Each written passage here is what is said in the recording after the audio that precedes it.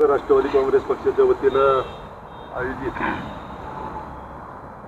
जिल्हा परिषद आणि पंचायत समिती उमेदवारी यादी आज आपण या ठिकाणी जाहीर करत आहोत. त्यानिमित्ताने या ठिकाणी उपस्थित असणारे तालुक्याचे आमदार सन्माननीय सुनील शेळके, जिल्ह्याचे अध्यक्ष विठ्ठल शिंदे, राष्ट्रवादी काँग्रेस पक्षाचे ज्येष्ठ नेते बबनरावजी देगणे, गणेश अप्पा ढोरे, रामनाथराव वारिंगे, युवकाध्यक्ष किशोरजी सातकर, सर्व उपस्थित पत्रकार बंधू आणि भगिनी, सर्वप्रथम मी आपल्या सर्वांचं स्वागत करतो. राष्ट्रवादी काँग्रेस पक्षाची जी काही आत्तापर्यंत इच्छुक उमेदवार जिल्हा परिषद आणि पंचायत समितीसाठी होते त्यांची यादी कन्फर्म करण्यासाठी अंतिम त्याच्यावरती निर्णय घेण्यासाठी जिल्ह्याकडे सुपूर्द केलेली होती आणि जिल्ह्यातनं आता ती यादी आज संपूर्ण फायनल होऊन आमच्याकडे आलेली आहे. त्या यादीमध्ये सर्वप्रथम मी जिल्हा परिषदेचे जे 5 गट आहेत ते या ठिकाणी सर्वप्रथम मी सांगतो आणि त्याच्यानंतर पंचायत समितीचे 10 गण जे आहेत त्याच्या उमेदवार सांगतो.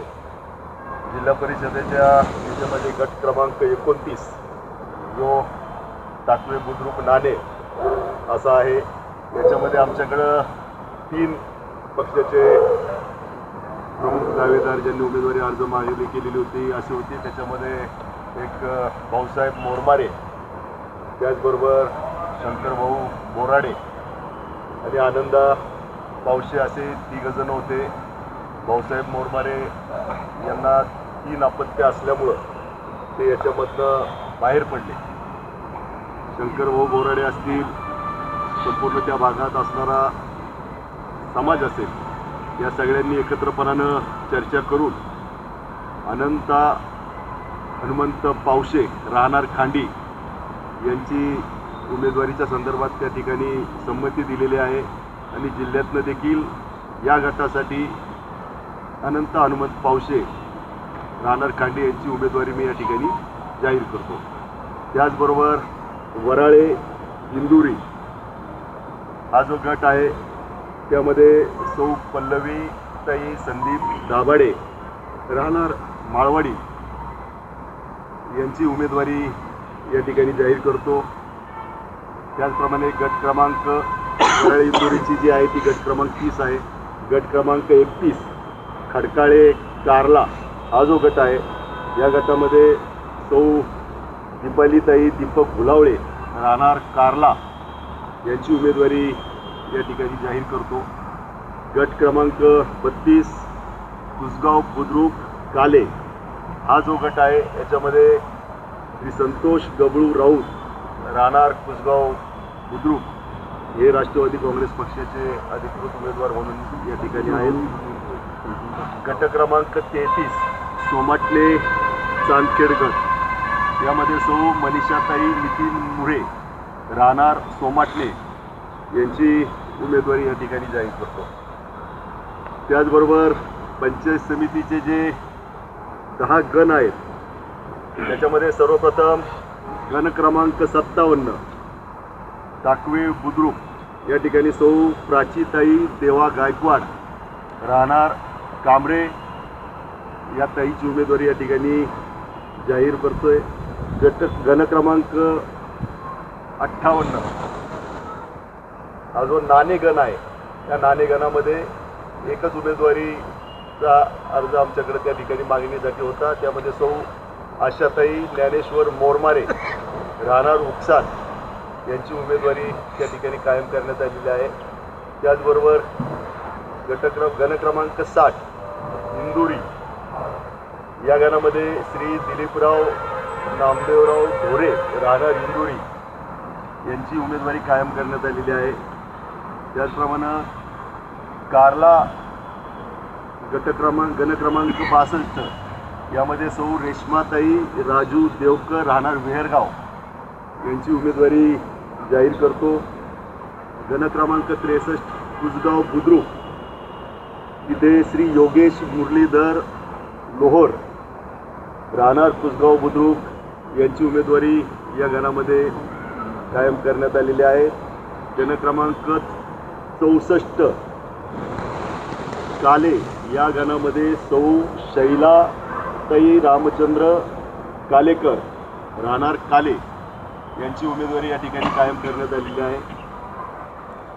क्रमांक 65 सोमाटणे गण राष्ट्रवादी काँग्रेस पक्षाचे कार्याध्यक्ष श्री साहेबराव नारायण कारके राहणार उर्से यांची उमेदवारी या ठिकाणी जाहीर करण्यात येते आहे.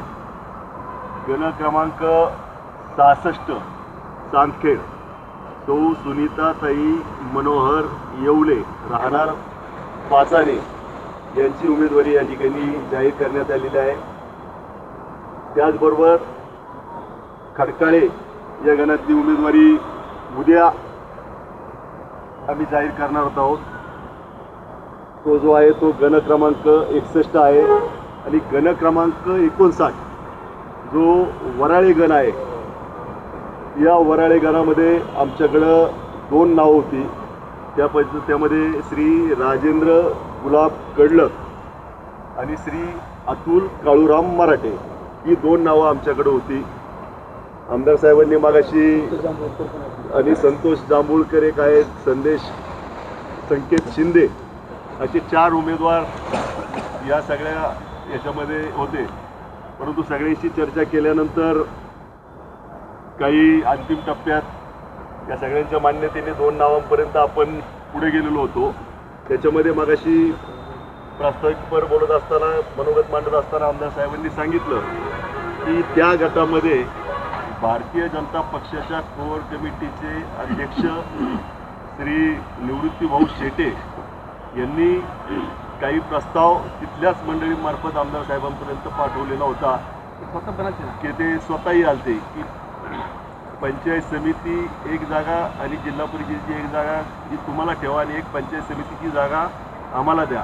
परंतु हा प्रस्ताव देत असताना त्यांनी सांगितलं की 9 लाख उमऱ्यामध्ये जर मी जिथं राहतो त्या गणामध्ये स्थानिक उमेदवाराला जर राष्ट्रवादी काँग्रेस पार्टी उमेदवारी देणार असेल तर तो उमेदवार बिनविरोध आम्ही निवडून देऊ, त्याच्यासमोर कुणाची उमेदवारी देणार नाही. आणि स्थानिक उमेदवार म्हणून त्या ठिकाणी राजेंद्र गुलाबराव कडलक यांचं नाव आपल्यासमोर होतं. या गणातली उमेदवारी वराळे गणातली जाहीर करत असताना मी आपल्या सर्वांना सांगू इच्छितो की कोर कमिटीचे सन्माननीय अध्यक्ष त्यांना मी 24 तासाचा अवधी या ठिकाणी देतो की आपण जो प्रस्ताव निवृत्तीभाऊ शेटे यांनी मांडलेला होता की त्या गणामध्ये जर राष्ट्रवादी काँग्रेस पक्षाने राजेंद्र गुलाबराव कडलक यांना जर उमेदवारी दिली तर त्यांना बिनविरोध करून देण्याची जबाबदारी मी त्या ठिकाणी घेईन अशा पद्धतीचा प्रस्ताव त्यांनी दिलेला होता. त्यांनी तो पूर्ण करावा आणि त्यांनी जर तो 24 तासामध्ये पूर्ण केला नाही तर त्या ठिकाणी अतुल काळूराम मराठे हे राष्ट्रवादी काँग्रेस पक्षाचे निवडणुकीला सामोरे जाणारे उमेदवार त्या ठिकाणी असतील याची आपण सर्वांनी देखील या ठिकाणी नोंद घ्यावी. अधिक काही याच्यामध्ये नाही. आता यादी आपल्यासमोर सर्व आलेली आहे. मी पुनश्च एकदा या पत्रकार परिषदेला उपस्थित राहिल्याबद्दल आपल्याला मनापासून धन्यवाद देतो. आणि काही प्रश्न आपल्याला खडकाळा गणाची तुम्ही उमेदवारी जाहीर केली नाही ती उद्या करणार आहात, परंतु खडकाळा गणाची जी उमेदवारी थांबवण्याचं कारण हे युतीची चर्चा RPI सोबत SRP सोबत चालू आहे की आणखी काय कारण आहे? तिथं आमच्याकडं 2-3 उमेदवार आहेत तर तिथं अजून एक वाक्यता करायचं काम चाललेलं आहे.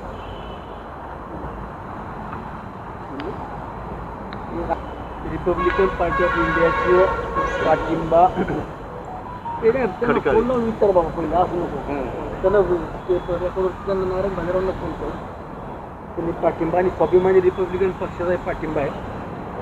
तुम्ही रमेश भाऊची पण एकदा मला फोन काय नारायण भाऊ स्वीकार करा साहेब. नारायण भाऊ स्पीकरवर आहात. आपण पत्रकार परिषदेत आम्ही आहोत. इथं आता तुम्ही जे नाव आम्हाला सुचवलेलं आहे समीर खंडू जाधव आणि रिपब्लिकन पार्टी ऑफ इंडियाचा तालुक्याचा तालुक्याला हो. म्हणजे आपण युती म्हणून एकत्र राहिलो. युती म्हणून आपण एकत्र यायचे. तुम्ही या उमेदवाराला पाठिंबा या ठिकाणी जाहीर करत आहात आणि हे उमेदवार यांचं नाव आम्ही राष्ट्रवादी काँग्रेस पार्टीचा उमेदवार आपलं नाही, रिपब्लिकन पार्टीचा उमेदवार म्हणून या ठिकाणी जाहीर करायचंय आणि आपण आता राष्ट्रवादी काँग्रेस पक्षाच्या बरोबर या ठिकाणी या उमेदवारीच्या संदर्भात सहभागी आहात. उमेदवारी जाहीर करायची. तालुक्यात युती म्हणून जाहीर करायचं. तालुक्यात युती म्हणून जाहीर करायची का आपण? ओके, धन्यवाद. रिपब्लिकन पार्टी ऑफ इंडियाचं आणि आपली एकत्र युती म्हणून आता विरोध केला. बाळाभाऊंनी काल स्पष्ट शब्दात सांगितलंय की 15 आम्ही जागा सगळ्या लढवणार आहे. मग तुम्ही नवला कोंबड्याचं काय ठेवलं? त्यांनी सांगितलंय 24 तासाचा अल्टिमेटम दिलाय. नाही, पण त्यांनी काल विषयच बंद केलाय ना. परत काय? एक मिनिट. बाळाभाऊ बेगडेंना कोण विचारतो भारतीय जनता पक्षात? माझा प्रश्न आहे त्यांना आज ओपनली. बाळाभाऊ बेगडेंना भारतीय जनता पक्षात आणि गणेश बेगडेंना कोण विचारतं? त्यांना जर विचारत असतील तर मला जिल्हा अध्यक्ष का फोन करतात? मला भारतीय जनता पक्ष प्रदेश अध्यक्ष का फोन करतात? मला मुख्यमंत्री मोदींच्या कार्यालयातून का फोन येतात? देवेंद्र फडणवीस साहेबांकडं तुम्ही पण येता, मी पण जात असतो. बघू कोणाला किती किंमत आहे. मग हे जे काही चाललंय ना तुमचं म्हणावं दाखवायचं एक आणि करायचं एक, हे बंद करा. तुम्ही इथल्या लोकांना वेठी धरून किंवा त्यांना गोल गोल फिरून जे फसवताय ना, हे बंद करा म्हणावं. मला जिल्हाध्यक्षांनी किंवा प्रांत अध्यक्षांनी किंवा मुख्यमंत्री कार्यालयातून फोन करून का सांगताय तुम्ही आज पण युती करा म्हणून? तुम्ही तिकडचे फोन बंद करा आणि सांगा ना आम्ही इथले होलँड आहोत, आम्ही जिल्ह्यामध्ये होलँड भाजपच्या आहोत किंवा मावळ तालुक्याचे सर्व अधिकार आम्हाला आहेत. सांगावं तुम्ही, पत्र घ्या आणि जाहीर करा. मी त्यांचा विषय संपून टाकतो. मला एक कळतं की ज्या वेळेला आपण राज्यात युती म्हणून काम करतोय किंवा एकत्रितपणे वाटचाल करतोय तर तालुक्यामध्ये तुम्ही का अशा आग लावायचे धंदे खाल्लेत? तुमचं काही जळत नाही, तुमचं काही जात नाही ना.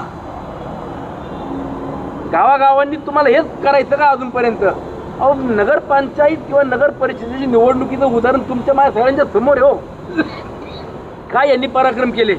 एक साधं उदाहरण तुम्हाला सांगतो. बेळगावचं काय करायचं केलं, वडगावचं काय करायचं, लोणाचं काय करायचं तर केलं. पण वडगावचा मी प्रस्ताव दिला होता की आमच्या आबोलीताई 2.5 वर्ष पहिले तिला नगराध्यक्ष पदात ती काम करते. आमच्या पुढे ताईला भले आम्ही थांबवतो, नंतरच्या 2.5 वर्ष तुम्हाला त्या मृणाल ताईला घ्या. प्रस्ताव फेटाळून लावला, लढत लावून दिली. किती कोटीला गुलाब काका माळकरला खड्ड्यात घातला यांनी. यांचं काय जातंय?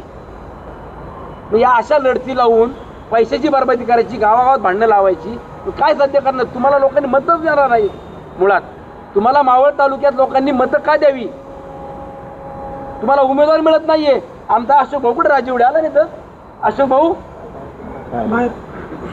परवा दिवशी अण्णासाहेब बेगडे एका बाजूला निवृत्तीभाऊ शेटे आणि पलीकडे प्रशांत भागवत हे बसलेत एकत्र चर्चा करायला, तर आमचा उमेदवार घेऊन गेले. एवढी यांची नीतिमत्ता. आता त्या आमच्या काय आपला नाही वरच्या गटाचं नाव काय? संतोष राऊचा कुसगाव महागाव गट गणामध्ये आम्ही संतोष राऊतांना उमेदवारी जाहीर केली. आमचा अशोक भाऊ राजवडीतला स्ट्रॉंग उमेदवार होता, त्याला थांबवला. लगेच त्याला जाऊन गाठला, तुला उमेदवारी देतो. अरे तुमच्याकडे उमेदवार नाही, तुमच्याकडे आज उमेदवार करता तुम्ही पळपळ पळताय. आमची उमेदवारी जिथं ज्यांना थांबवत तिथं ज्यांना कसं वाढतं त्याचा प्रयत्न करताय. ठीक आहे, राजकीय स्ट्रॅटेजी असती, पण तुम्हाला साध्य काय करायचं? जे तुम्ही तालुक्यात गावात कामं न करता तुम्हाला उमेदवार मिळणार आणि मतं मिळणार हे माहिती असताना आम्हाला एक सांगायचंय, तुम्हाला युती करायची नाही ना, सुनील शेळकेला जिल्ह्यातनं भारतीय जनता पक्षाचे प्रदेशवरनं मुख्यमंत्री कार्यालयातनं फोन आले नाही पाहिजे. ती जबाबदारी तुम्ही घ्या पहिली.